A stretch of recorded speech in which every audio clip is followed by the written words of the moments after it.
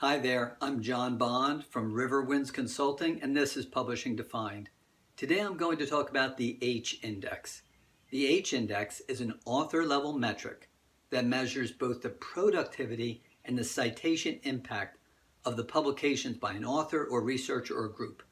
The index is based on the set of the author's most cited papers and the number of citations that they have received in other publications. The index can also be applied to the productivity and impact of a scholarly journal, as well as to a group such as a university department. The index was suggested by Jorge Hirsch of UCSD in 2005. It is sometimes called the Hirsch Index or Hirsch number.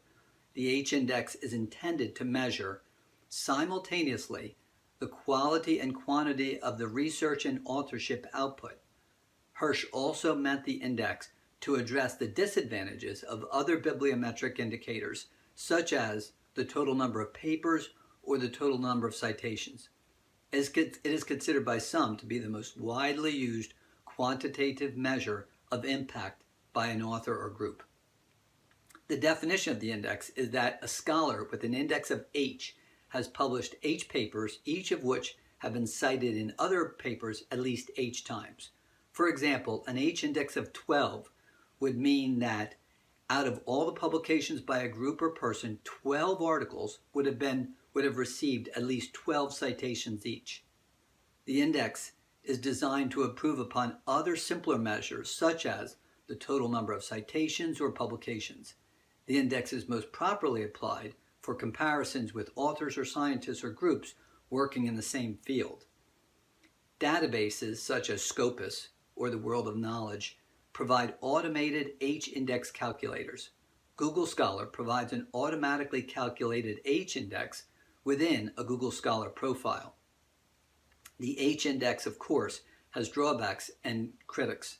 It does not adequately cover foreign language publications and does not include most citations in non-journal publications. Most literature prior to 1996 is not well covered, and the index is database dependent. The index is difficult to use to compare authors at different stages of a career, such as a young researcher versus a veteran. The H-index will not decrease even after a career is over. Finally, the value of each H-index is specific in that discipline. The comparisons are difficult to use from one area to another. Despite these faults, the H-index has value and represents the natural inclination to want to quantify various challenges, such as the comparisons between research institutions and the like. But at the end of the day, the impact of the work on society is the real measure, and that is likely subjective. Well, that's it. I'm a publishing consultant, and I work with associations, publishers, and authors on a host of content-related challenges. Reach out to me at riverwindsconsulting.com with any questions. Hit the like button below if you enjoyed this video. Please subscribe to my YouTube channel and click on the playlist here to see more videos about scholarly publishing. And make comments below or email me with any questions. Thanks so much and take care.